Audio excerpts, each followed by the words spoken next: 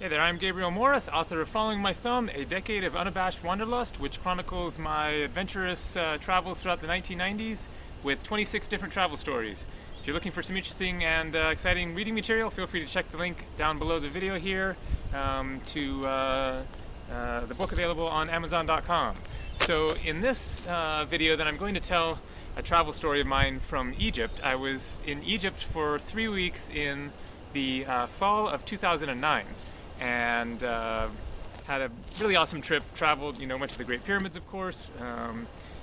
Went to Upper Egypt, which is actually southern Egypt.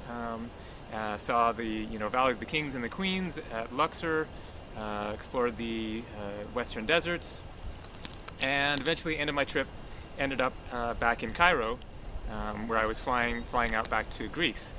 And there was a soccer match between Egypt and Algeria that was, I believe it was taking place in Egypt. I could be wrong, maybe it was in Algeria. But anyways, I was staying in a hotel in Cairo 2 days before I was going to fly out, and they were watching the game on TV. So watched this game. It was an awesome game.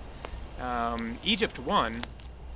Now the thing is that this game was one of the determining games to see who would go on to the World Cup in 2010. And because of the score, I forget it, I think it was maybe 2-0 Egypt. But anyways, because of the specific score, then Egypt and Algeria would have to have a rematch because it kind of tied things up or something. So I watched this game. Egypt won.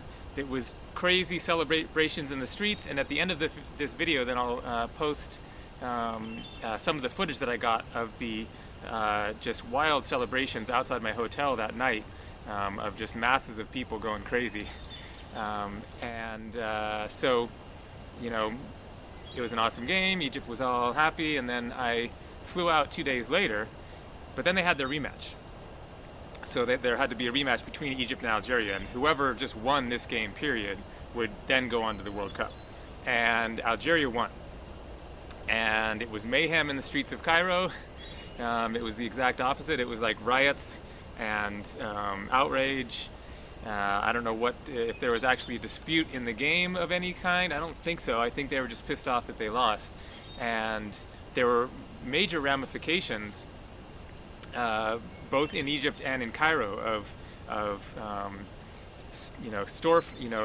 in Cairo, Algerian businesses were ransacked, and then in Algeria, Egyptian businesses were maybe torched or otherwise vandalized. Egypt recalled its ambassador to Algeria.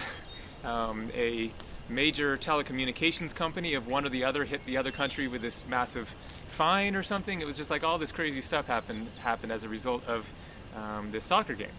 Now that is just the beginning, in a sense. So a couple years later, this was a year ago, then I was doing a video about my trip to Egypt and putting together different video clips. And in the process of it, then I came across a news article about that game, that soccer match between Egypt and Algeria, the one that Algeria won. And they made the point that, and this was written like just a few days after the soccer match, or a few weeks or something, shortly thereafter. So they made the point that if Egypt had won this soccer game against Algeria and gone on to the World Cup, then it would have been a boon to the Mubarak administration, Hosni Mubarak, who was the president of Egypt at that time. And so they were just kind of making a general point. It might have been helpful to the Mubarak administration if Egypt had won that game and gone on to the World Cup.